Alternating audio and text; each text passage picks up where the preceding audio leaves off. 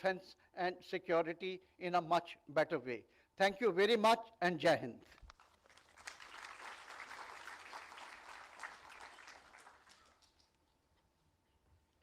Thank you very much, sir.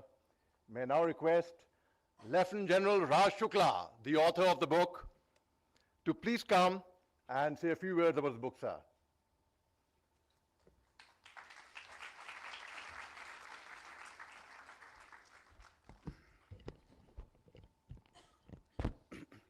माननीय रक्षा मंत्री जी Shri Rajnath Singh, the Chief of Defense Staff General Anil Chauhan, the Chief of Army Staff General Upendra Dwivedi, former chiefs, CISC, my current and former colleagues at the Union Public Service Commission, distinguished guests, soldiers past and present, friends, ladies and gentlemen.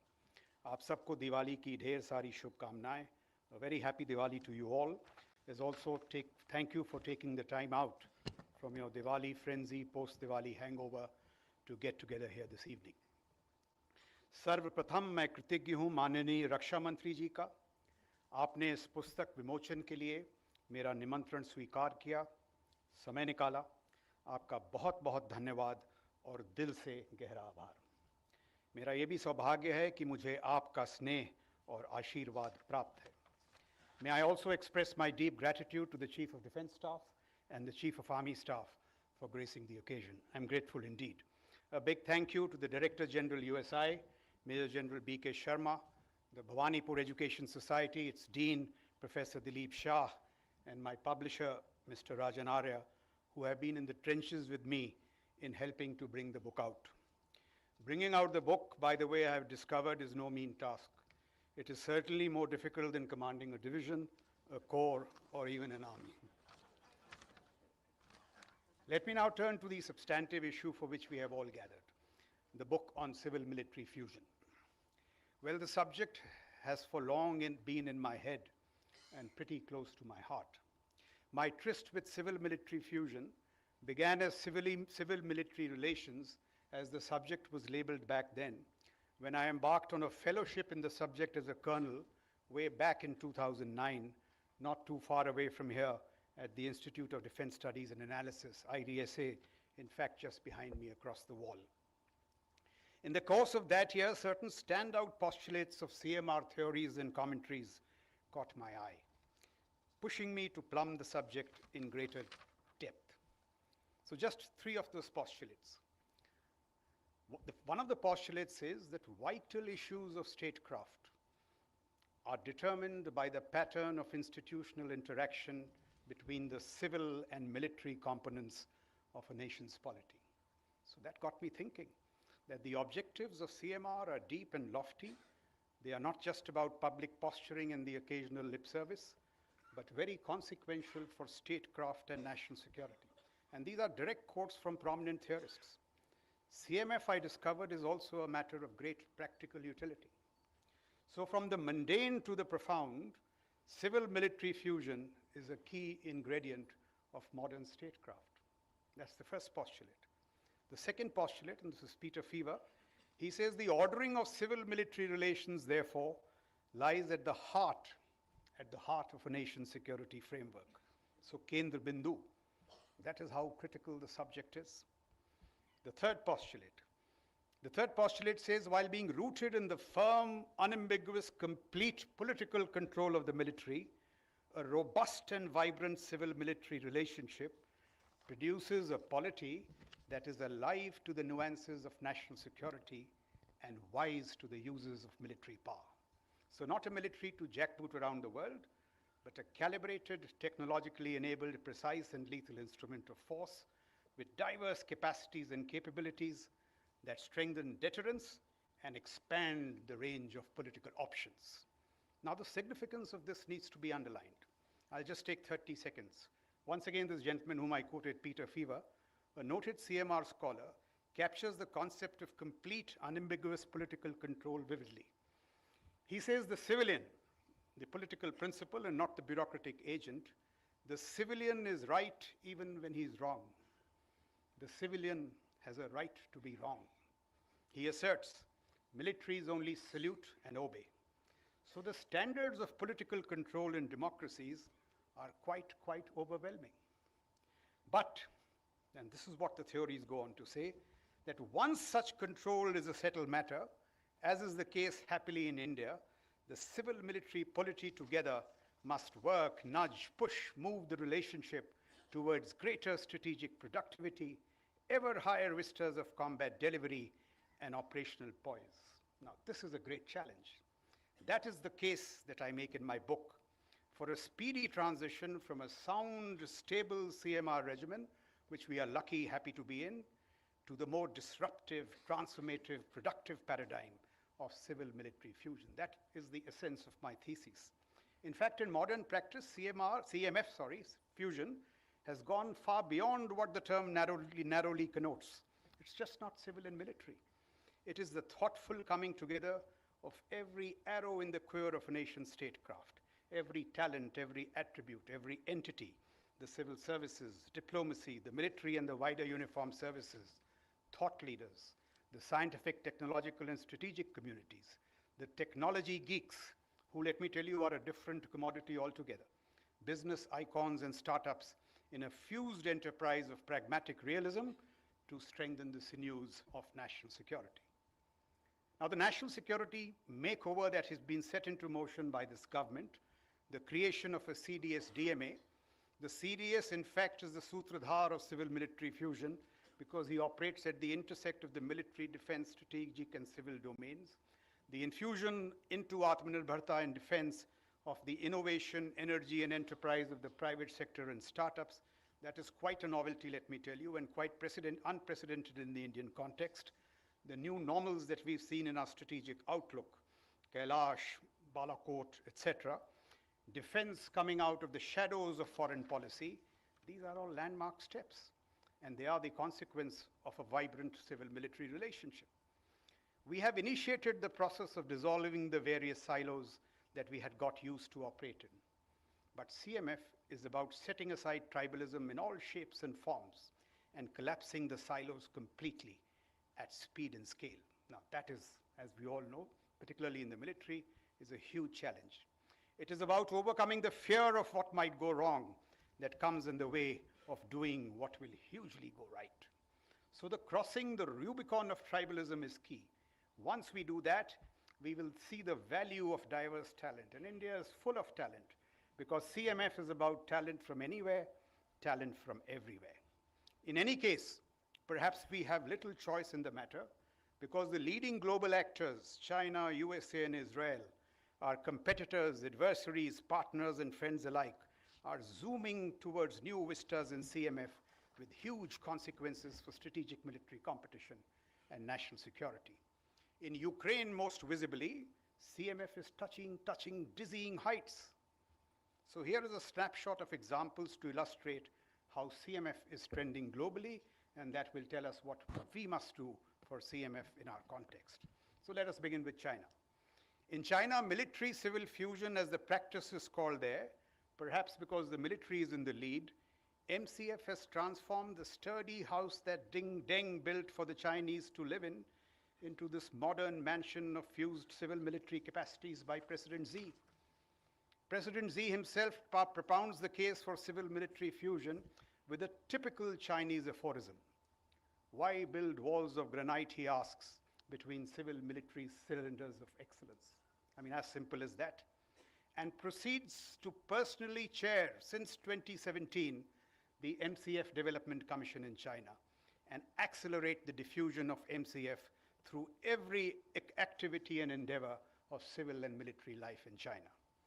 The PLA Navy today is a formidable 3-aircraft carrier force that boasts of electromagnetic propulsion and stealth capacities. We know all that. There was a time, however, in 1997-98, when it did not have a single aircraft carrier, not even the technology and know-how to make one, 97-98. So the Chinese Communist Party then set its eyes on a decommissioned old Soviet cruiser called the Varyag and the critical blueprints of aircraft carriers lying in one of the Ukrainian shipyards.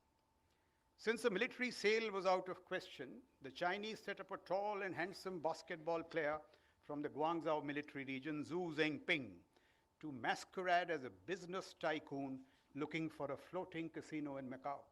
I mean, that's how it all began in the Chinese context. and the casino being the obvious facade front for aircraft carriers.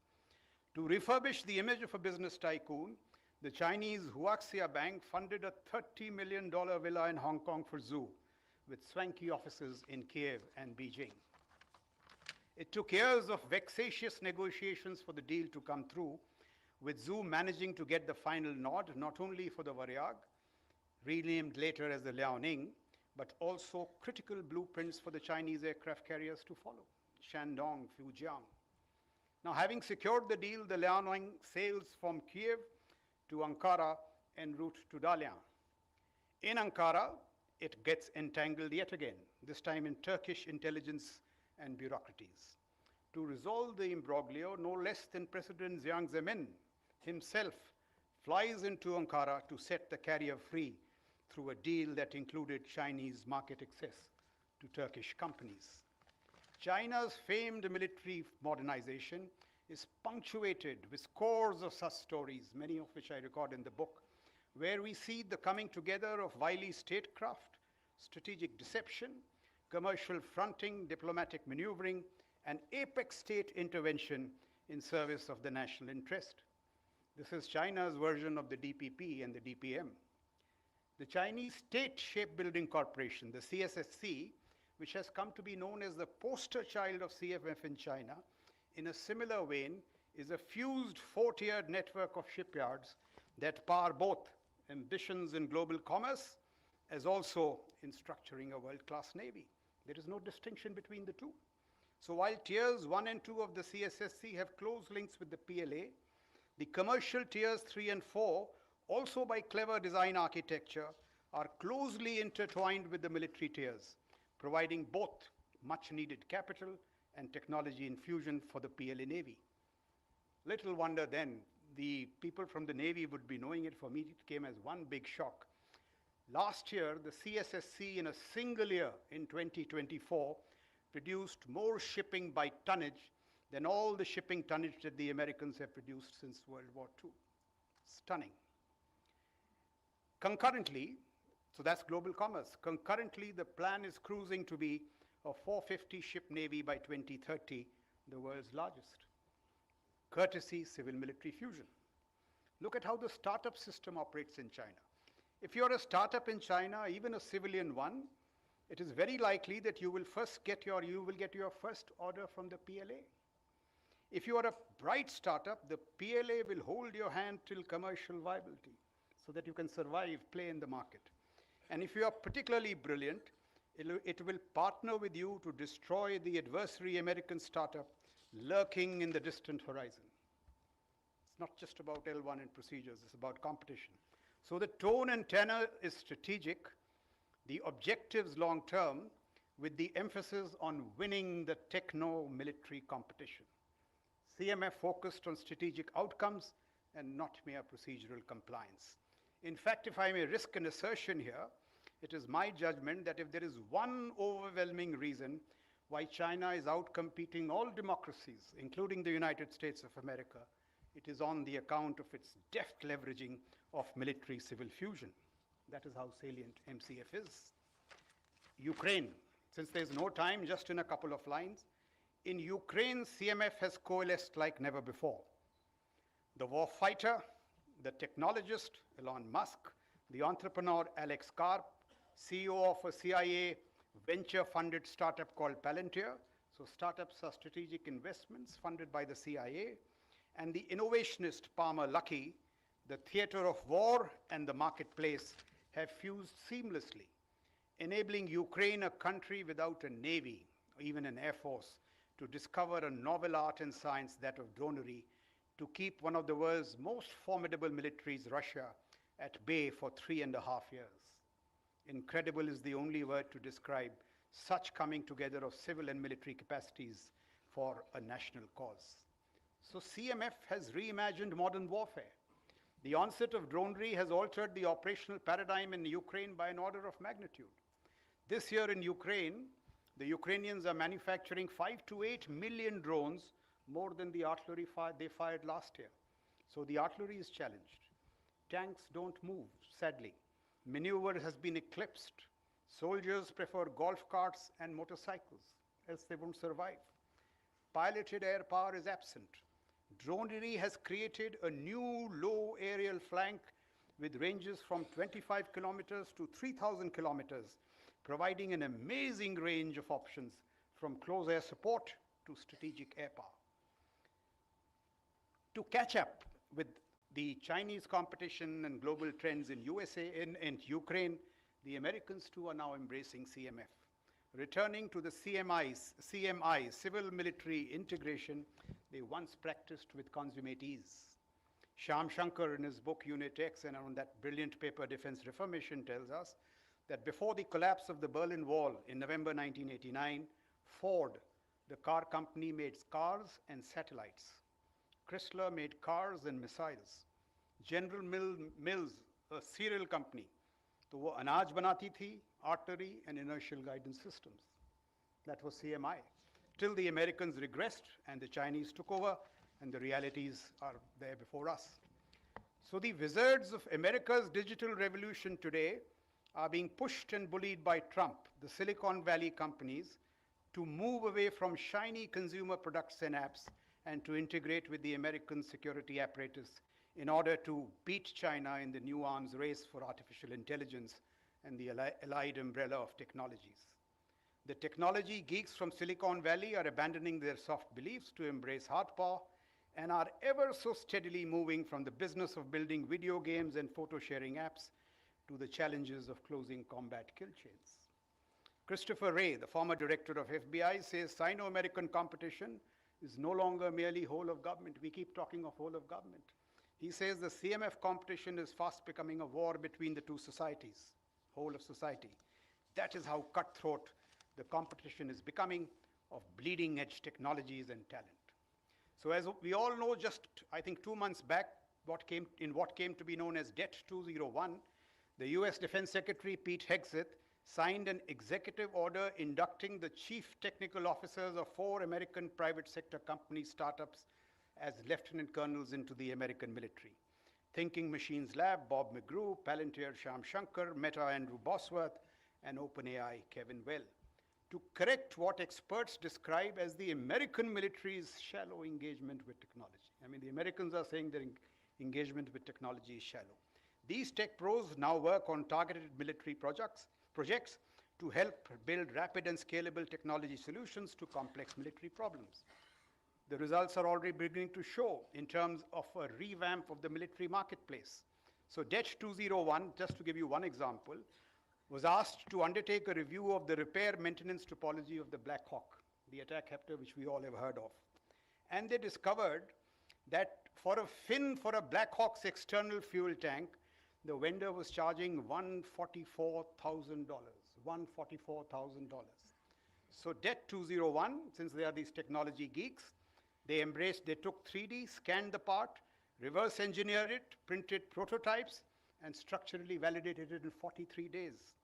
And the 3D printed replacement part costs just $3,000, $144,000 to $3,000. In another example, the aviators here will identify with this. There was a small screen control knob that pilots used to scroll data. Now, if it broke, as we all know, the aircraft was grounded for days. And what did this part cost? $47,000 for replacement. Once again, 3D, once again, prototypes, and they've got the cost down to $15. 15. And just for this knob, the Pentagon was paying $188,000 every month. Now it is $60 a month. So, and how have they done it? By getting speed 3D printing machines from a startup in Melbourne. The soldiers were trained at the University of Tennessee, Knoxville, which is under the Army Futures Command, which is a CMF project of academics and military men. And CMF is being used to depress costs. And with the success in Black Hawk, the project is now being expanded to other domains like Bradley. When I was the Army Commander RTRAC, I got my technical advisors to investigate this, and I was told, sir, 3D printing is a good thing, but it is not cost effective. Here, it is depressing costs. So the point is, when you get external talent in, these are the things that will happen. By bringing high-end private sector know-how into uniform, Det 201 is supercharging efforts like the Army Transformation Initiative, which aims to make the military leaner, smarter, more cost-effective, and more lethal. Strategic choke points. Over the last 2 decades, strategic affairs commentators like Robert Spalding, author of The Stealth War, have been cautioning fellow Americans that while the USA was asleep at the wheels, China was on a manufacturing technology military capacity blitzkrieg. These voices were ignored. And look at the consequences. China, in the meanwhile, used classical CMF instruments like the 1,000 Talents Plan and the diaspora strategy to gain overwhelming advantage across domains. So look at this example. What was this 1,000 Talents Plan? It was stitched together by the CCP and the PLA. It was a program to recruit technological geniuses from around the world to give a fillip to both civilian technologies and PLA's techno-military poise. 4 million researchers, 40,000 elite scientists, some of whom were Nobel laureates, winners of the Alan Turing Medal. And they have invested in AI, quantum, robotics, and the like. And look at one result. 2003 to 2007, in all these emerging critical technologies, the USA, the sole superpower, led in 60 out of 65 technologies. After applying these CMF instruments like the 1,000 Talents Plan and diaspora strategy, the reality in 2019-23 is that China leads in 57 out of 65. Such dramatic inversion of technology leadership. And as I said, all these leverages of advantage are now being turned into strategic choke points in the ensuing geopolitical competition. Rare earths, as we all know, is only the beginning. So Chinese manufacturing capacity, and I'll just give you some examples how the whole scene has changed. Chinese manufacturing capacities today are twice that of USA. Power generation 2 times, steel production 13 times, cement 20 times, shipbuilding 200 times, warship production 3 times. And because of this whole change in the civilian production capacities, China's military industrial complex today, on American admission, is 5 to 6 times more efficient than USA. In next generation industrial robots, China leads 7 times. Robotic ammunition factories in China give China a surge manufacturing capacity of 10,000 cruise missiles a week, while the Americans do not have 7 days of precision munitions for a prospective fight in Taiwan. 50% of the world's top AI researchers today are Chinese. And the point really is this, that since most, if not all these technologies' capacities lie at the cusp of civil-military fusion, they will convert invariably, inevitably, into strategic military advantage. So look at rare earths. It goes into your ships, aircraft, missiles, submarines, radars. Without rare earths, it is impossible to field a modern army. So is the case with chips, LLMs, now agentic AI. The last example on my list is Israel. The Israeli Air Force, we all know, is world-class. But it would be nothing without an active, technologically enabled CMF component, the young, innovative geniuses, geeks of the legendary units 8200 and 9300. Top-class talent from high schools and universities, accorded an unusual degree of freedom, one that is alive to thrive on creativity and imagination. And they are connoisseurs in wraparound technologies like EW, space, and cyber that give the Israeli intelligence and targeting ecosystem an unprecedented edge. The know-how as to where Nasrallah was sleeping every night since 2006, even though the Israelis, as we all know, chose to take him out only on 30th September 2024. The point that I make is that unless you invest in these capacities of CMF, you will never get the targeting capacities what Israel boasts of. So it is CMF that brings to the Israeli ecosystem a kind of Israeli jugalbandi in intelligence and targeting process that enables the supply chain capture leading to exploding pagers. It also, the Israelis did this. They first prompted the IRGC to convene a meeting of top Iranian commanders, and once they got a signal that all of them had assembled, they proceeded to bomb them. Now this is all because of, much of this is happening because of this, this CMF, the Indian context. So the power of CMF, its salience as a strategic imperative, is hopefully evident. I have written about it at great length in my book. Of course, and I must reiterate it, not all of the examples that I quoted can be replicated with exactitude in the Indian context, because we are not USA, we are not Israel, we are not China, but we have to adapt them into our context. In my book, which is rather slim, since I don't have the talent that M.J. Akbar Sahab has of elegant poetry or prose, I present my understanding of global best practices in CMF, a series of connected clinical arguments, and a precise and detailed roadmap for possible adaptation in the Indian context. Since there's no time, I shall not allude to the roadmap. But the larger point I would like to make is this. CMF is a sophisticated craft. It is as much about guile as it is about being smart. It in fact harks back to the old Indian tradition of Sam Dam Dand Bhed, which is national interest by means fair or foul. It is about the ability to make hard choices. Each day that we delay on theatre commands, there will be consequences, and resolute execution. It has distinct ideational, cultural, structural, technological, and innovational attributes that, in my view, need to be explored for adoption in the Indian context. Our technology missions, for example, AI, chips, robotics, quantum, need to be baked in the sauce of CMF. It is also my understanding that 60 to 70% of CMF endeavors are ideational, cultural, and structural. They are budget agnostic. There are no costs. They are just about changing our attitudes in our minds.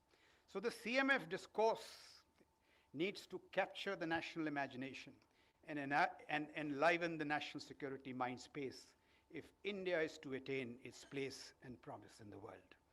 CMF may well be the secret sauce to fuel, fortify, and secure India's rise.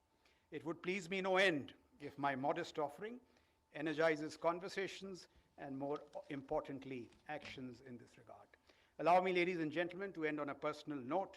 I would like to dedicate this book not to my wife, as many obedient husbands do, but to many of my teachers, mentors, and I really mean this, peers, subordinates, acquaintances, and friends, some of whom are present in this audience, who have inculcated in me the spirit of inquiry, research, and original investigation.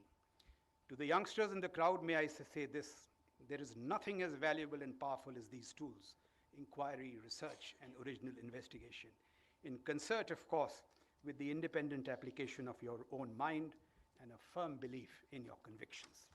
Contrary to popular belief, the ecosystem of the Indian military places a great premium on intellect and allied pursuits. Some of the finest minds that this nation could boast of hail from the Indian military. Some of them may even be in the hall. The Indian Army soldier, too, even when he does not have the benefit of formal higher education, has doles of combat wisdom, what we in Hindi may call shaurya or vivek. I would just like to give you one example. So I had one sahayak, or assistant as we call him, Thapa, from the Gurkhas, 4 by 1 GR. And, you know, as army commander, art track and all, you went to give talks here and there. So when I was in some forward post, I would tell him, Thapa, yaar, wo kitab nikal ke lakhna. Genesis, Henry Kissinger, New Cold Wars, David Sanger. And when I first told him, I thought there was not a chance on earth. And when I would come back, at times, he would not only put the book, he would flag it. मैंने कहा ये कैसे? And he could not speak a word in English, you please believe. नहीं sir, उस दिन आप ये बात कर रहे थे, मैंने ये notice किया. Gagan is here, he will swear by it. He was the best researcher that I ever had. So this is what the Indian Army is all about. So being a product of the Indian military in general, and the Indian Army in particular, I dedicate this book to the lakhs of soldiers, sailors, and airmen who constitute this very vibrant frame of steely valor, raw courage, but also brain and brawn. An entity that encourages and nurtures a unique ethos, that of thinking like men of action and acting like men of thought. On that note, allow me to conclude. Thank you, ladies and gentlemen, for a patient hearing. Remember, this is a military book launch. Nobody gets out of the hall alive without buying a copy of the book. Thank you. Thank you once again, Honorable Raksha Mantri Ji, for presiding over the launch. Thank you.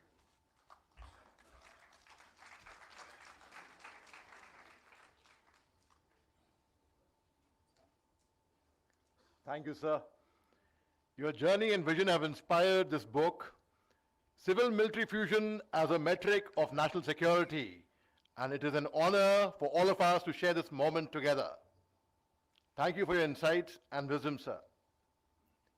May I now request General Upendra Dwivedi, Chief of the Army Staff, to address the gathering, please, sir.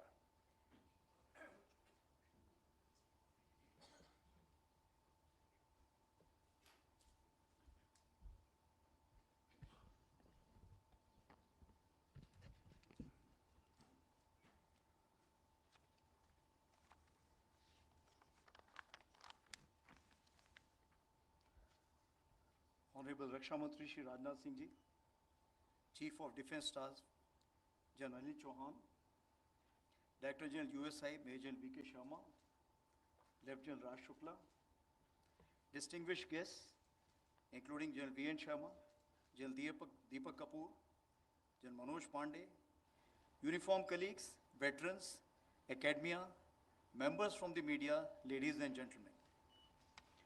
I remember it was in 2008-9 when I was in 2 diff and a 2-field officer, Colonel Nagar, walked up to me that it seems like you want to study more, so here are the notes or the future thinking by a bright colonel from my regiment. And I looked through that. I was slightly confused, but I think that is the time I got intrigued that I must follow this colonel more often. And thereafter in 2013-14, I walked up to this colonel who had become a brigadier fresh from NDC and just shook hand with him. I said, I just want to feel you because you always think differently. And it so happened that in 2016, I suddenly found my high command wing commander happens to be the same man, that is General Raj Shukla.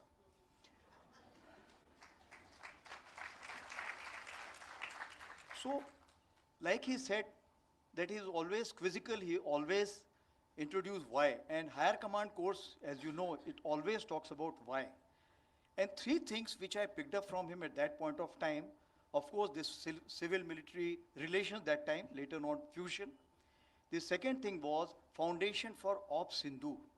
Because if you remember that time Uri had happened, and he conducted a detailed discussion and various options, how should we go about the situation which comes in future.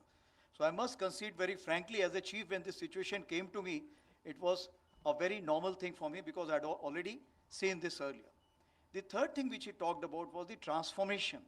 And if you see today, if the decade of transformation, if we are going through, and of course I give the credit to General Pandey for that to start in 2023, I think the roots or the seeds were sown at that point of time. So when I picked up this book and the ADG Stratcom gave me this book, looked big because the draft is always bigger because in double lines and one-side print. So I said, it's too big for me, but it's a deja vu feeling I was getting it because I thought I know it very well. But once I went through the content, I realized actually I should have got it a year back before Raksha Mantri ji announced the year of reforms and me announcing the decade of transformation. So it's a year late book, if I can say that. Because there's so many things which are there, we should have implemented. So maybe I'll request Raksha Mantri ji to consider to continue with year of reforms for 1 year more. So now coming on to this book about the topic, if I say that, in October 77, the author was Mr. P.R. Chari in IDSA, who wrote Civil Military Relations in India. Thereafter, a large number of officers have written about it, and St. Joe's wrote about Rooks and Knights in 2017. Then Anit Mukherjee, he's ex-Indian Army officer, he's based in Singapore. He wrote the Absent Dialogue, Politicians, Bureaucrats and the Military in India. This became a big hit, if I can say that. But when it comes to all these books, they were looking at the void or the spaces which are existing or the gaps which are existing. Here is the book, Civil Military Fusion as a Metric of National Power and Comprehensive Security, which brings out the asset-based thinking, not the deficit-based thinking. That is the most positive aspect of this book, if I can bring it along. So now if you take the journey from civil-military relations to the MCF, because MCF is the term which I liked a lot, and the day I took over, I said, hereafter we'll not talk about the CMF, we'll talk about the MCF. The reason is when you talk about the MCF means military has to take the ownership of moving this civil-military relationship forward. Earlier we were always blaming it on or telling that the responsibility lies with the civil. But this is the time the military has to take the ownership. And by that time I went to the staff college and I saw that they were also talking about it because the China talks about it. So I picked up from page 459 of the DSSC book and I tried to compare the difference between the CMR and the MCF. So as far as the primary objective is concerned, what it talks about, CMR is ensuring democratic control of military and prevent militarization of governance. And when it comes to the MCF, it talks about achieve synergy between civil and military sectors to accelerate military modernization. So actually the comfort zone is MCF for me as a military man. When it talks about the technology integration, it talks about in CMR, limited to civilian oversight of military research and development, and procurement with distinct civil and military industries. In the case of MCF, emphasizes and mandates dual-use technology development, integrating civil innovation directly into military applications. So when he talks about the carrier battle group, he's talking about this because that's what is the focus which has been given as far as the Chinese MCF is concerned. The institutional framework. In case of CMR, it talks about often decentralized with separate military and civil institutions operating within defined boundaries under highest political institutions. So everybody has a degree of freedom and there is no connectivity which is available in the civil CMR. When it comes to the MCF, highly centralized under a unified authority, that is China's CMC. So as far as this book is concerned, I think it's been written in such a lucid manner where it's been able to identify a sweet spot between the CMR and the MCF. So there's a lesson for the civil, there's a lesson for the military, and all those who form a kind of a joiners in between. He has correctly picked up two success stories of the US, that is civil-military integration, and China, that is the MCF, with natural binders of technology, military prowess, and politico-military diplomacy. Being contextual of Ukraine warfare and of Sindoor, actually it makes it a live reading because you're feeling as it is it's a living document. That is how he has gone about it. So when we look at the Oriental perception of growth, we look at socio-cultural factors. These two play a pivotal role, and that is what we are different from the West. So here in our civilizational context, as per the author, as per Raj Shukla, the CMF symbolizes the fusion of the three goddesses. Saraswati, that is center of knowledge and research. Lakshmi, that is center of business wealth. And Durga, instrument of power. That is how he has given out the fusion in his book. So here I must also quote Kautilya's Saptang theory, wherein he emphasizes that the strength of a state lies not in excellence of one limb, but in the interdependence of all. In contemporary parlance, this resonates with the alignment of DIME. I add technology to it, that is DIME T. That is the instrument of national power. What Kautilya articulates as the interdependence of limbs, we today recognize as CMF. And by this month end, as it is, I am looking at issuing out our envisaged role to synergize with all limbs of the nation, akin to the CMF under the hypothetical umbrella of the NSS or National Security Strategy. This book also covers contemporary global best practices, yet renders in a very Indian idioms, if I can put it across. The book exhorts Indian statecraft to leverage talent, data, and deep technologies, artificial intelligence, semiconductors, military autonomy, quantum, etc., as strategic assets in the resolute service of a national security interest. Through its 120-odd pages, the book chronicles solutions and outcomes in a very pragmatic manner, building resilient supply chains, creating strategic choke points for diplomatic leverage, driving faster cycles in capacity building from prototype to deployment, pushing rapid indigenization at a high scale, and finally fail-proof deterrence, all baked in the source of civil-military fusion. So that's what makes the book so important and salient. The author outlines CMF as a powerful concept and metaphor, an invitation to imaginative, creative, but disciplined action to power India's rise. Once you pick up this book, I don't think you will rest till the time you finish it. And it is so engrossing for the military practitioners that whether you get late for the office or a function doesn't make a difference, you have to finish it. That is what it is so engrossing. So if I have to summarize as to why this book is a must read for all security pundits, I have identified 5 points. It looks enhancing national security, that is CMF integration with civil R&D, private industry, military, with policy makers and financial provisioners, also referred to as whole of nation approach. The second one, recommendations to accelerate defense modernization. The third is leverage emerging technology, establish innovation pipelines from civil sector to military, and also encourage dual-use technology. The fourth one, efficient use of national resources and enhance national resilience, duly integrated with economic and industrial growth. And the final, building a knowledge-based ecosystem. So to conclude, I would say this book is a great aperitif and the main course for PM's clarion call for Jai, that is jointness, Atmanirbharta and innovation. And now this book will also form part of Chief of Army Staff recommended reading supplementary list. Thank you very much. Jai Hind, Dhanyavad.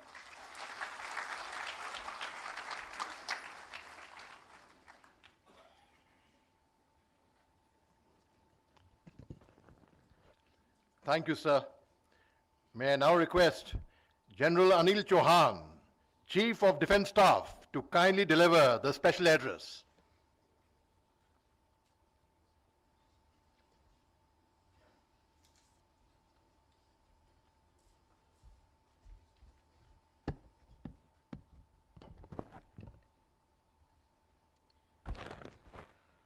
Honorable Raksha Mantri, Shri Rajnath Singh Ji, Major B.K. Sharma, Director General of the oldest think tank of India, I think it's the oldest in Asia, sir. Lieutenant General Raj Shukla, the author, the cynosure of today's event, former chiefs, distinguished officers, veterans, members of the services fraternity, people in uniform, ladies and gentlemen, a very good evening to all of you. Civil-military fusion, as I had read it, was a term which I thought was originated by the Chinese Communist Party to transform PLA into a world-class military, and that's what I think Raj was also mentioning. There are various kind of phrases which have been used in today's context talking about civil-military fusion, whether you call it civil-military integration, civil-military cooperation, civil-military synergy. So the various terms, and also it has been used sometimes in a sequences being changed, as General Upendra Dwivedi would like to call it. It's a military-civil fusion rather than civil-military fusion. It depends on who's leading this change, the military leading the change or the civil is leading the change. In India too, there have been large number of efforts about this particular fusion. General Shukla has now put it across in his latest well-researched book. My compliments to him for this. Let me try and explain to you civil-military fusion in very, very simple terms. When the government appointed me as the CDS, one of my primary job was to create jointness and integration among the three services. It's a very difficult task, but essential, I think. Civil-military fusion is about jointness and integration at the national level. It's even more difficult, but even more essential, and that's what Raj Shukla has brought out in his book. I must say that it's not that India has not made some efforts toward this. In fact, in the recently held Combined Commanders Conference, the political leadership gave us some directions in which they asked the military to take lead in some of those initiatives where we can integrate. And some of them I may mention toward the later part of my talk. So as General Raj Shukla has put it, civil-military fusion entails convergence of all the arrows in the quiver of nation statecraft, the military, the scientific community, the industry, academia, and the entrepreneurial ecosystem in the resolute pursuit of national security and technological sovereignty. A uniformed services, the military, paramilitary, and the CAPF, along with diplomacy, science, research and development, public and private sector, startups, the commercial space ecosystem, academia, the thought leadership, must all come together in a fused enterprise. Only such a fusion can enhance our economic productivity, accelerate technological progress, and strengthen our strategic and military heft. It's all well known that the combined efforts always produce more energy than the simple sum of these products in an individual kind of constituent manner. And this is not rocket science, it's been told to us right from our Vedic times. Raj Shukla, it's always difficult to speak actually after the author, and Chief has also spoken and given some ideas about it. Raj has actually spoken about how civil-military fusion is being practiced, say in China, in Israel, and how the US is attempting to follow it. Let me give you some basic examples in what little manner we are attempting this as baby steps and nascent steps towards it. You know, when I'm talking about civil-military relationship or civil-military fusion, we're also looking at from the civilian side what the government expects. So it's the government's aim that basically should be to provide socio-economic development of a people, eradication of poverty, development of infrastructure, providing employment, etc. Besides, of course, this can't happen unless there is a secure environment. This will all happen when there is a secure environment, which of course is the later part, that military part of it. And armed forces are aligned and they're contributing towards it. When we talk about socio-political initiatives, we have initiatives like Nari Shakti, Swachh Bharat, Amrit Sarovar, Ek Ped, Maa Ke Naam.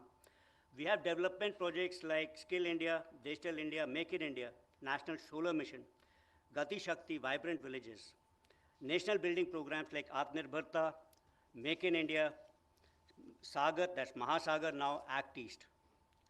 Armed forces have been doing this in bits and parts and fits and starts, I would say, for quite some time. But now there is a more focused and organized approach towards it. And one of the reasons behind it is, I think, the creation of this post of this Department of Military Affairs and creating the secretary. This particular gap which was there between the political authority and the military, that has been bridged by this particular appointment, Secretary DMA. And now, as Secretary DMA, one would be privy to, say, Council of Ministers meeting, number of parliamentary committees. We recently held one, consultative committee of the parliament. So you can understand what the civilian side requires or demands from the military. Of course, the other important part on which the today's talk was, the today's book is about the military part of it, how to develop a military's capabilities. The military dimension is important, and it is important because this civil development which we just spoke about can only be possible once there is a secure environment in the country. So a number of initiatives for this particular fusion have also been taken or in vogue. First would be, say, like in defense R&D, I think there is a necessity to fuse the policy makers and the innovators together. And some small examples or nation stem toward this is in the initiative like IDEX programs. Similarly, I think in the area of defense manufacturing, there has to be a fusion of the government and the industry. We need to create a level playing field for the private industry and help the private and public sector. They should work together. We should have MSMEs and startups to collaborate. They all should be working towards national security. And towards this end, at least as Secretary DMA or say CDS, I have made a couple of initiatives like when we started Future Warfare course, this particular courses are open to the academia, this is open to the young startups and industry people. We have a number of national technology missions the government has announced, whether they are in autonomous systems, quantum technologies, semiconductors, artificial intelligence. They all must be integrated together. And again, in this recently held Combined Commanders Conference, it was felt that in these national technology missions, there is a necessity or the importance of integrating the military officers as part of it. So shortly, we'll have in most of these national technology missions, armed forces officers as part of it. Similarly, is the case of infrastructure development. We have to think how can we fuse initiatives like Gati Shakti, Vibrant Village Program, and the border roads organizations. We can do it by developing dual-use roads, tunnels, airstrips, communication networks. Infrastructure serving national development is also strengthening border security and military mobility. So this all goes hand in hand. Another important arena where we can take an example of civil-military fusion in India could be resource sharing. We can do this by integrating the civil and defense assets for mutual benefits. Two good examples which come to my mind are first is joint user airfields.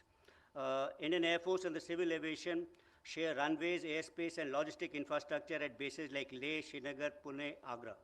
Development of greenfield airfields needs an investment of almost about 1,500 to 2,000 crores.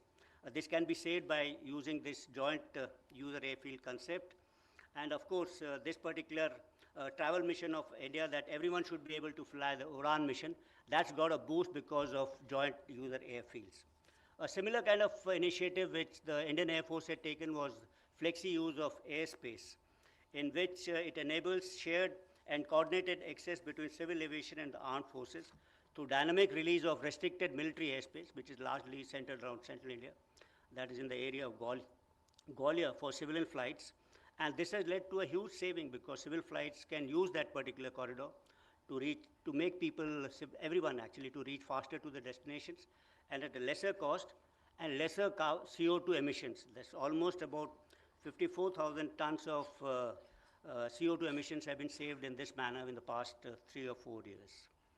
So Raj Shukla, Percepts chief has spoken about it. Raj Shukla has spoken about it himself actually. So there's nothing really much for me to add in this particular comments of mine. I would say that What Raj has essentially said is he's actually emphasized something to do about old civilizational wisdom, which advocates the convergence of robust intermingling of the tenets of Saraswati, which is the temple of learning, Lakshmi, that centers of wealth creation, and Durga, which should remain as an instrument of national power. Raj Shukla, he's of course spoken about all those statistics about China and various kind of initiatives. There's no need for me to repeat that. I could only say that this book on civil-military fusion is timely, and it's an insightful contribution to the national discourse. It unveils the challenges before us, analyzes global best practices, and attempts to seek a possible roadmap for India. It deserves a serious and critical read, not only because it is intellectually rigorous, but because it addresses one of India's most urgent strategic imperatives. I congratulate the author for his scholarly and strategic contribution and commend the book to one and all. May it inspire new thoughts, foster deep collaboration, and ignite a national vision for the fusion of our civil and military strengths. Thank you and happy reading. Jai Hind.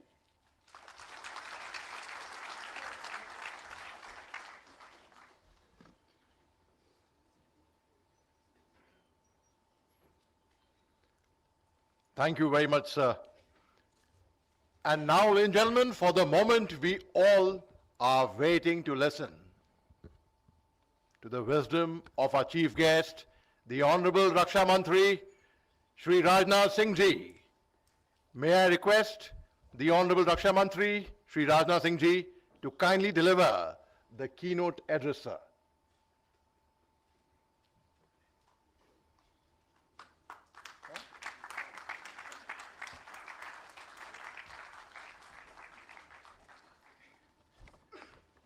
मैंने कहा कि civil military fusion की बात हो रही है और military के लोग यहाँ से बोल रहे हैं।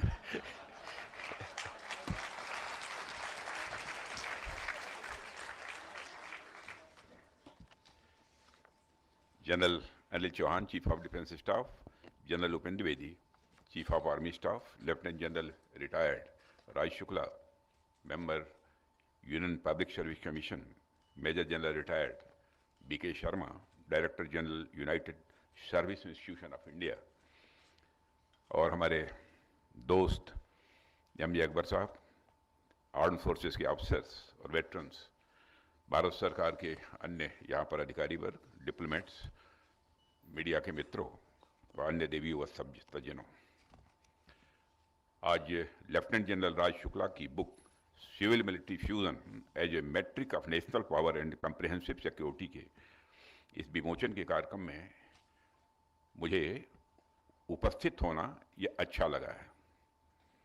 सबसे पहले तो मैं लेफ्टिनेंट जनरल राज शुक्ला समेत आप सबको इस पुस्तक के लिए हार्दिक बधाई देता हूँ। आप ये कहेंगे कि केवल लेफ्टिनेंट जनरल राज शुक्ला को ही आपने क्यों बधाई नहीं दी, हम सबको दे रहे हैं, क्योंकि इस पुस्तक को सरसरी तौर पर हमने देखा है और मैं कह सकता हूं कि यह हम सब के लिए उपयोगी है। इसलिए लेफ्टिनेंट जनरल राज शुक्ला के साथ साथ मैं आप सबको कांग्रेचुलेट कर रहा हूं। कोई भी किताब भले ही कुछ महीनों में या कुछ वर्षों में लिखी जाती है, लेकिन उसके पीछे उस लेखक का वर्षों का एक्सपीरियंस और दशकों की इंस्पिरेशन और सैकड़ों वर्षों की नॉलेज और विजडम छिपी होती है।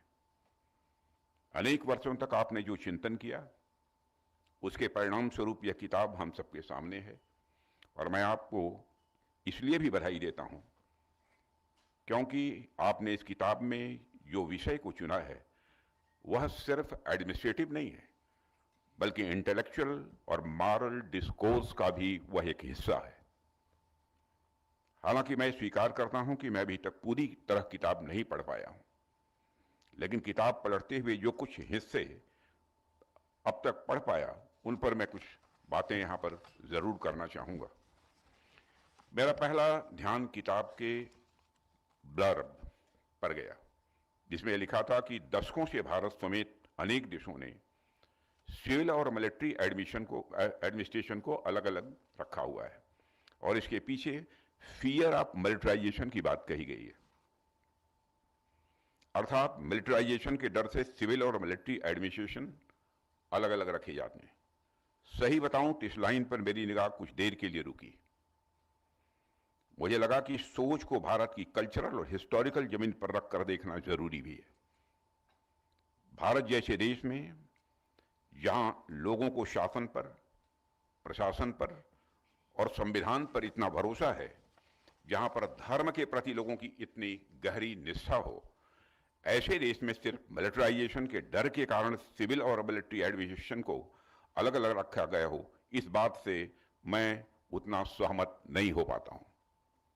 सहमत इसलिए नहीं हो पाता हूं क्योंकि जब मैं इस विचार पर सोचता हूं तो मुझे रामायण का एक अत्यंत प्रेरक प्रसंग याद आता है। आप याद करिए, जब भगवान श्री राम ने उनको वनवास मिला था और वे लक्ष्मण था माता सीता के साथ वन में निवास कर रहे थे, उसी दौरान भरत अयोध्या के तमाम लोगों के साथ और अयोध्या की सेना के साथ भगवान राम को वापस बुलाने जाते हैं। यहां ध्यान रखिए कि भरत उस समय अयोध्या की सेना के कमांडर इन चीफ थे। जब भरत अपने विशाल दलबल के साथ वन की ओर बढ़ रहे थे, उस समय लक्ष्मण जी ने उन्हें आते हुए देखा। लक्ष्मण जी को यह लगा कि भरत के पास तो पूरी सेना है, कहीं वह इस उद्देश्य से तो वन में नहीं आ रहे हैं कि हम तीनों पर आक्रमण करके हमेशा के लिए अयोध्या के राजा बन जाएं। उनकी दृष्टि में शंका की एक झलक थी। उन्हें लगा शायद भरत राज्य प्राप्त करने के लिए आ रहे हैं। जब लक्ष्मण जी ने भगवान राम से अपनी यह शंका बताई तो भगवान श्री राम ने बड़ी शांति और बहुत ही समझदारी और यह सूझबूझ से कहा था, भरत ही, तुलसीदास जी ने लिखा है, भरत ही होई न राज मधु वेरे हरि हर पद पाई कबहू की काजी सिकरनी क्षीर सिंधु बिरसाई। अर्थात चाहे कितनी भी बड़ी सेना हो, चाहे कितना भी बड़ा साम्राज्य हो, भारत को कभी भी राजमद नहीं हो सकता है। चाहे उन्हें ब्रह्मा, विष्णु, महेश या इंद्र का ही पद क्यों न मिल जाए, भारत सदैव विनम्र रहेंगे, क्योंकि भारत के अंदर जो मूल्य हैं, वे मूल्य उनको राजमद की किसी भी सूरत में इजाजत नहीं देंगे। ठीक उसी प्रकार से यदि दूध से भरा हुआ क्षीर सागर हो तो उसमें एक दो बूंद खटाई की गिर जाने से वह कभी खराब नहीं होगा। यह नियम एक पतीले दूध पर भी लागू हो सकता है।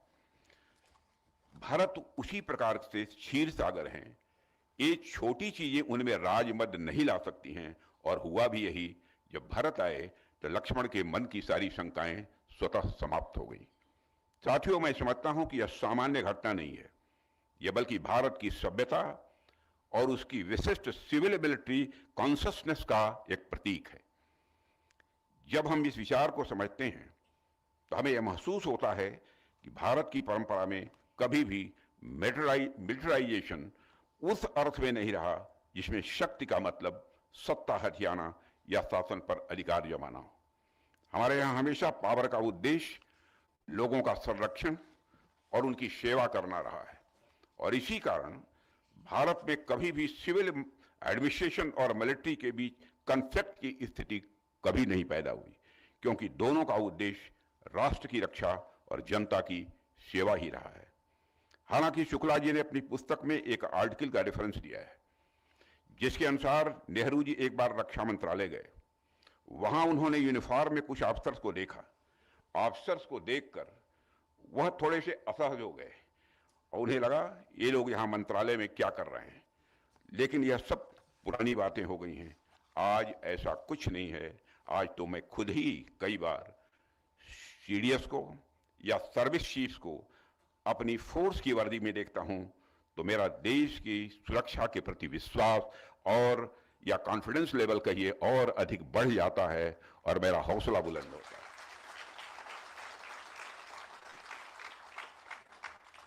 दरअसल भारत में मिलिटराइजेशन का डर वेस्टर्न थॉट की उपज है, ऐसा मैं मानता हूं। वेस्ट में सत्ता के साथ सस्पिशन जुड़ा रहता है, जबकि भारत में सत्ता के साथ सैक्रिफाइस जुड़ी हुई है। अतीत का हमने एक उदाहरण देख लिया है। आधुनिक युग का भी एक उदाहरण देख लीजिए।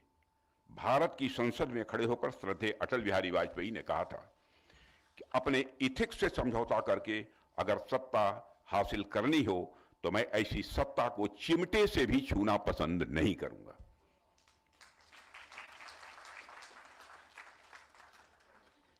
और उनका एक भाषण शायद आपको याद होगा वो लाइन, उन्होंने कहा एक वोट का केवल अंतर था जिसमें उनकी पराजय हुई थी संसद में। उन्होंने कहा सरकारें आएंगी जाएंगी लेकिन देश रहना चाहिए। इसलिए मैं सत्ता प्राप्त करने के लिए अनैतिक साधन का उपयोग नहीं करूंगा, धन का उपयोग नहीं करूंगा। इस तरह का भाव तभी आ सकता है जब इस देश के अंदर सत्ता से भी ऊपर एथिक्स और मॉरलिटी को रखा जाए। और हमारा देश ऐसा ही है, इसकी संस्कृति भी ऐसी ही है। इसलिए मैं कतई स्वीकार नहीं कर पाता हूं कि भारत में मिलिटराइजेशन के डर से किसी सर्विस या उसके रोल को अलग किया गया हो। दरअसल सिविल और मिलिट्री एडमिनिस्ट्रेशन के बीच जो फर्क दिखाई देता है उसका कारण किसी तरह का आइडियोलॉजिकल डिफरेंस नहीं है, बल्कि इसका मूल आधार डिवीजन ऑफ लेबर यानी वर्क का साइंटिफिक डिस्ट्रीब्यूशन है। यह कंसेप्ट नया नहीं है, यह मानव सभ्यता की उन सबसे बड़ी अचीवमेंट्स में से एक है जिसने सोसाइटी को ऑर्गेनाइज्ड, एफिशिएंट और प्रोडक्टिव बनाया है। डिवीजन ऑफ लेबर का सिंपल अर्थ है जिस व्यक्ति में जिस काम की एबिलिटी और स्किल है वही काम उसे दिया जाए, क्योंकि कोई भी व्यक्ति अकेले सब कुछ नहीं कर सकता है। एक ही व्यक्ति एक साथ न खेती कर सकता है, न खाना बना सकता है, न हथियार बना सकता है, न युद्ध लड़ सकता है और न इलाज कर सकता है। लेकिन अलग अलग व्यक्ति यह सारे काम जरूर कर सकते हैं। और इसी प्रिंसिपल्स के तहत सिविल और मिलिट्री को अलग रखा गया, जिसका सिर्फ यही उद्देश्य था कि हर क्षेत्र में प्रोफेशनलिज्म और एक्सलेंस को इंश्योर किया जाए। हां, अब जमाने की डिमांड कुछ और है। आज दुनिया डिवीजन ऑफ लेबर से आगे बढ़कर इंटीग्रेशन ऑफ पर्पस की ओर बढ़ रही है। आज दुनिया डिवीजन ऑफ लेबर से आगे बढ़कर इंटीग्रेशन ऑफ पर्पस की ओर बढ़ रही है। अब जरूरत इस बात की है कि हम अलग अलग जिम्मेदारियां निभाते हुए भी एक शेयर्ड विजन और कॉमन पर्पस के साथ काम करें। साथियों, हमारा सिविल एडमिनिस्ट्रेशन और मिलिट्री डिवीजन ऑफ लेबर के मामले में अलग जरूर है, लेकिन यह कहते हुए मुझे खुशी होती है कि हमारे प्रधानमंत्री जी ने सरकार में आते ही सबसे पहले इस बात पर ध्यान केंद्रित किया कि कोई भी प्रशासन साइलोस में रहकर काम नहीं कर सकता है और उसे एक दूसरे के साथ मिलजुल कर ही काम करना पड़ेगा। अगर हम इतिहास पर नजर डालें तो पाएंगे कि दुनिया की सभी महान शक्तियां केवल अपनी मिलिट्री स्ट्रेंथ के दम पर नहीं, दुनिया की तमाम जितनी भी महान शक्तियां हैं केवल अपनी स्ट्रेंथ पर ही नहीं बल्कि साइंस एंड टेक्नोलॉजी की ताकत के बल पर शीर्ष पर पहुंची है।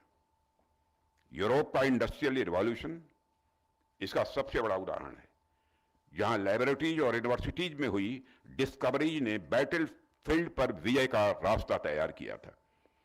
कोल्ड वार के दौर में भी हमने देखा कि दो सुपर पावर्स ने बिना एक भी गोली चलाए टेक्नोलॉजिकल सुपरमेसी की जंग लड़ी और उस समय यह बात पूरी तरह से स्पष्ट हो गई थी कि आने वाले समय में साइंटिफिक इनोवेशन और मिलिट्री स्ट्रेंथ को अलग अलग नहीं देखा जा सकता है। साथियों, आज दुनिया एक गहरे परिवर्तन के दौर से गुजर रही है और जिस गति से ग्लोबल ऑर्डर बदल रहा है उसी तरीके से, उसी तेजी से वारफेयर के तरीके भी बदल रहे हैं। अब युद्ध सिर्फ सीमाओं पर नहीं लड़े जाते, वे हाइब्रिड और असिमेट्रिकल स्वरूप ले चुके हैं और इनके थिएटर्स ऑफ कॉन्फ्लिक्ट जमीन से लेकर आउटर स्पेस तक फैले हुए हैं। ऐसे समय में ट्रेडिशनल डिफेंस आउटलुक अब पर्याप्त नहीं रह गया है। अगर हमें इन बदली परिस्थितियों का सामना करना है तो हमारी डिफेंस स्ट्रेटजीज को अधिक कोऑर्डिनेटेड, एडेप्टिव और प्री इम्प्टिव होना होगा। और हमारी सरकार ने फ्यूचर रेडी और रोबस्ट आर्म फोर्सेस के निर्माण के लिए कई बोल्ड और डिसाइसिव रिफॉर्म्स भी किए हैं और ये रिफॉर्म्स भारत की नेशनल सिक्योरिटी के साथ साथ हमारी स्ट्रेटेजिक ऑटोनॉमी को भी इंश्योर करते हैं। इनमें से एक ऐतिहासिक कदम था चीफ ऑफ डिफेंस स्टाफ के पद का सृजन। यह निर्णय तीनों सेनाओं के बीच कोऑर्डिनेटेड और सिनर्जी को मजबूत करने की दिशा में एक महत्वपूर्ण मील का पत्थर साबित हुआ। ज्यों ही रक्षा मंत्रालय की जिम्मेदारी प्राप्त हुई थी, हम प्रधानमंत्री जी बैठे थे। प्रधानमंत्री जी ने उसी समय चर्चा की कि राजनाथ जी, अब समय आ गया है कि सीडीएस के पद का क्रिएशन किया जाना चाहिए। अभी रिसेंट उदाहरण के रूप में आप ऑपरेशन सिंदूर को देख सकते हैं। ऑपरेशन सिंदूर के दौरान तीनों सेनाओं के बीच असाधारण ज्वाइंटनेस और इंटीग्रेशन को देखने को हम सबको मिला है। उस ज्वाइंटनेस और इंटीग्रेशन का परिणाम क्या हुआ, यह तो पूरी दुनिया ने देखा है। ऑपरेशन सिंदूर ने पाकिस्तान को चारों खाने चित्त करने का काम किया है और वह आज भी उस दर्द से वो भूल नहीं पाया है। और साथियों, यह पुस्तक लेफ्टिनेंट जनरल राज शुक्ला जी की सिविल मिलिट्री फ्यूजन की अवधारणा को आज की ग्लोबल जियोपॉलिटिक्स के परिप्रेक्ष्य में भी रखती है। और इस पुस्तक को पढ़ने के दौरान मेरे लिए एक इंपॉर्टेंट टेक अवे यह रहा है कि सिविल मिलिट्री फ्यूजन को केवल इंटीग्रेशन के रूप में नहीं, बल्कि एक स्ट्रेटेजिक इनेबलर के रूप में देखा जाना चाहिए, ऐसा मेरा मानना है। यह ऐसा इनेबलर है जो इनोवेशन को बढ़ावा देता है, टैलेंट को बनाए रखता है और हमें टेक्नोलॉजिकल सेल्फ रिलायंस की दिशा में भी यह अग्रसर करता है। और यह फ्यूजन तभी संभव है जब हम अपनी civil industry, private sector, academia और डिफेंस सेक्टर को एक कॉमन नेशनल पर्पज के लिए जोड़ सकें। इससे हमारी इकोनॉमिक प्रोडक्टिविटी और स्ट्रेटेजिक एज भी स्वाभाविक रूप से कई गुना बढ़ जाती है। इसी सोच और इसी सिनर्जी के साथ हमें आगे बढ़ने की जरूरत है।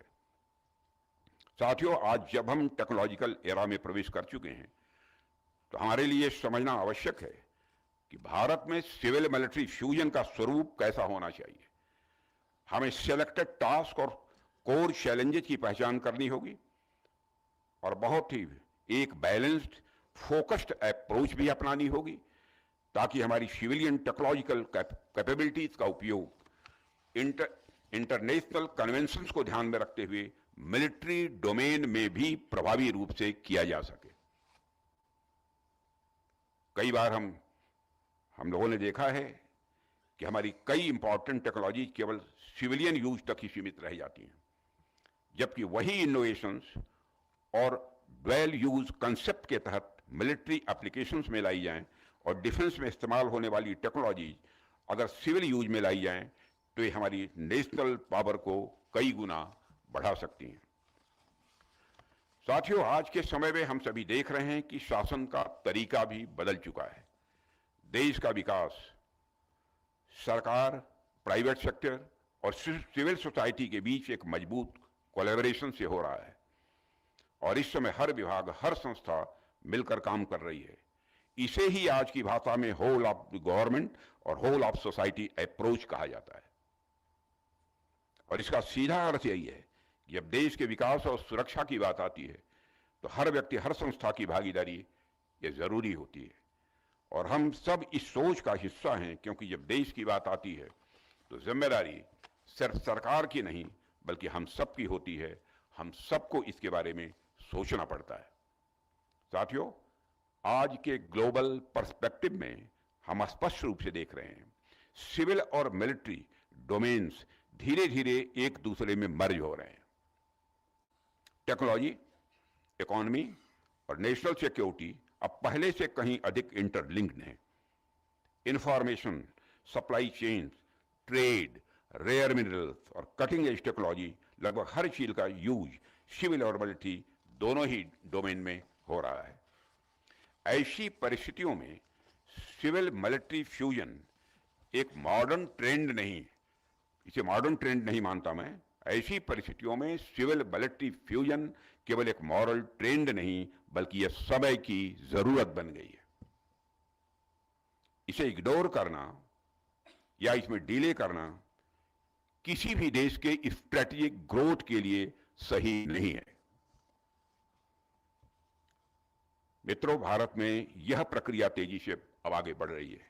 हम देख रहे हैं कि हमारी armed forces, government, industry, startup, research institutes और युवा इनोवेटर्स मिलकर यह काम कर रहे हैं। अगर हम अपने हाल के प्रयासों पर नजर डालें तो हम पाएंगे कि सिविल मिलिट्री फ्यूजन की दिशा में भारत ने कई ठोस कदम भी उठाए हैं। हमने डिफेंस मैन्युफैक्चरिंग और पब्लिक प्राइवेट पार्टनरशिप को बढ़ावा दिया है। डिफेंस स्टार्टअप्स को प्रमोट करते हुए हमने एकेडमिया के साथ इंडस्ट्री की पार्टनरशिप को भी बढ़ाया है। और हम सब ने पिछले कुछ वर्षों में भारत के डिफेंस इकोसिस्टम में एक ऐतिहासिक ट्रांसफॉर्मेशन को भी देखा है। कभी हम दुनिया के सबसे बड़े डिफेंस इंपोर्टर्स में गिने जाते थे और आज हम तेजी से डिफेंस सेक्टर के मैन्युफैक्चरिंग हब के रूप में उभर रहे हैं। पिछले कुछ वर्षों के हमारे लगातार प्रयासों से के कारण भारत का डिफेंस सेक्टर आज ऊंचाइयों को छू रहा है। डोमेस्टिक डिफेंस प्रोडक्शन का आंकड़ा जो एक दशक पहले 46,000 करोड़ के आसपास था, वह अब बढ़कर 1.5 लाख करोड़ रुपए से अधिक का हो गया है। और इनमें से लगभग 33,000 करोड़ रुपए का कंट्रीब्यूशन यदि किसी का है तो वह प्राइवेट सेक्टर का है। और यह अपने आप में एक बहुत बड़ा परिवर्तन है। सब मिलाकर कहा जाए तो इस पुस्तक में जो बातें की गई हैं, जो भी सुझाव दिए गए हैं, राज शुक्ला जी को यह जानकर सुखद आश्चर्य होगा कि उनमें से अनेक सुझावों पर ऑलरेडी सरकार ने काम करना शुरू कर दिया है। और उनकी पुस्तक में semi conductor, artificial intelligence, biotechnology जैसे इमर्जिंग टेक्नोलॉजी पर जो बातें की गई हैं, उस पर भी हम लोगों ने गंभीरतापूर्वक विचार करते हुए काम करने की प्रक्रिया प्रारंभ की है। साथियों, इस दुनिया में जितने भी बड़े बड़े कवि और लेखक हुए हैं, जिन्होंने किसी समस्या पर या किसी चुनौती पर कोई कविता लिखी हो या कोई पुस्तक लिखी हो, उन सबके मन में एक बात जरूर रहती है। वह सारे कवि और सारे लेखक यह बात जरूर चाहते हैं कि उनकी कविता और उनकी पुस्तक का रेलेवेंस खत्म हो जाए। अब आपको आश्चर्य होगा कि मैं क्या कह रहा हूं। सभी ये लिखने वाले चाहते हैं कि उनकी कविता और उनका पुस्तक का रेलेवेंस एक समय ऐसा आए कि खत्म हो जाए। यानी एक समय ऐसा है जब वह समस्या या वह चुनौती पूरी तरह खत्म हो जाए, जिसको केंद्र में रखकर वह पुस्तक या किताब लिखी गई है। जैसे मान लीजिए किसी कवि ने गरीब को केंद्र में रखकर कोई कविता लिखी हो, तो जिस दिन गरीबी खत्म होगी उस दिन सबसे ज्यादा खुश वह कवि होगा कि अब उसकी कविता का महत्व खत्म हो गया।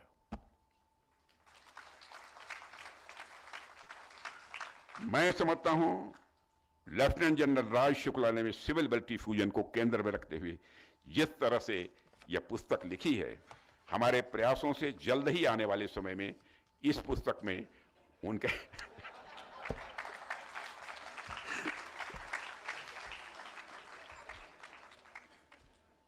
इस पुस्तक में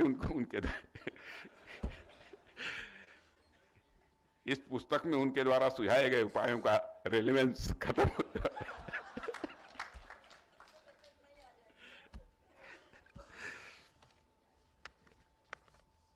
यानी कि राज शुक्ला जी के ऊपर आने वाले समय में एक और बड़ी जिम्मेदारी आने वाली है कि वह एक और नए विचार के साथ और एक नए सुझाव के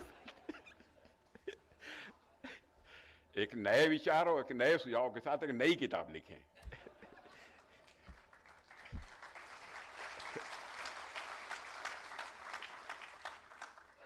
मैं राज शुक्ला जी को उनकी आगामी पुस्तकों के लिए भी ढेर सारी शुभकामनाएं देता हूं। लेकिन मुझे लगता है कि आज इस कार्यक्रम में शायद वो अकेले आए हैं। अब सिविल मिलिट्री फ्यूजन की बात करते हैं।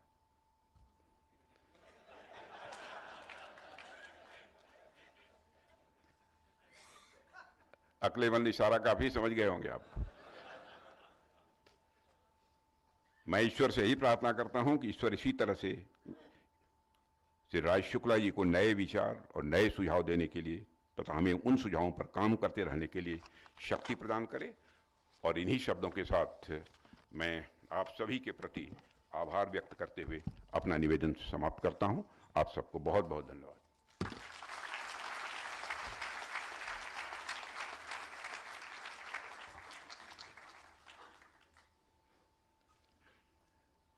Thank you very much, sir. May I now request the Honorable Raksha Mantri, Shri Rajnath Singh Ji, and other dignitaries on stage to kindly release the book, please. May I also call upon on the stage the publisher, Ms. Rajan Arya, and Professor Dilip Shah. Thank you very much.